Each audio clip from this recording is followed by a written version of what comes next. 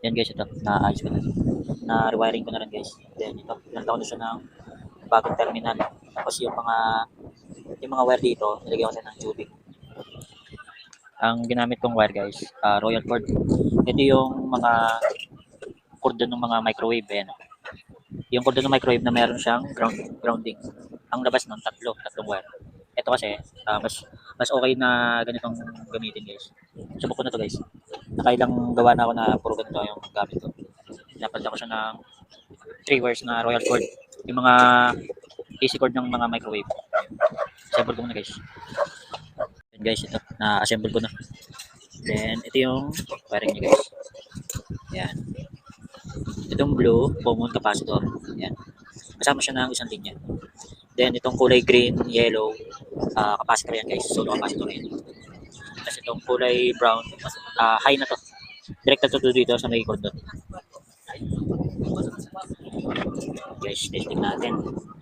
Tingnan natin kung ano ma-under pa. Oh, truth.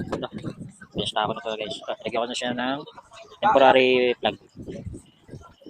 Susak na natin guys. Yun. Mandar guys. Oh, lakas. Yung capacitor niya guys, luma na. Pero ano pa rin, tama pa rin yung value niya guys. 2 UF pa rin. Pati capacitor original, made in Taiwan. Pagka Taiwan, Japan, ayan, talagang original yan guys. Hindi naman siya umiinit eh. Okay na. Assemble na lang ito bukas.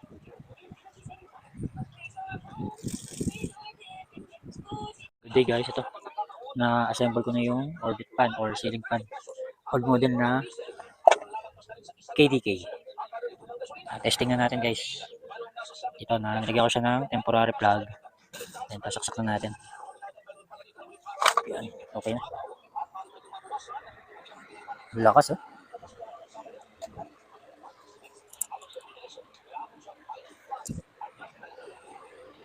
Working pa yung ano niya, oscillation niya. Ibang klase yung oscillation niya guys. Oh.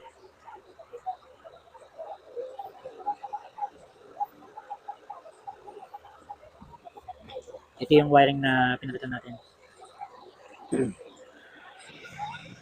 Ayan.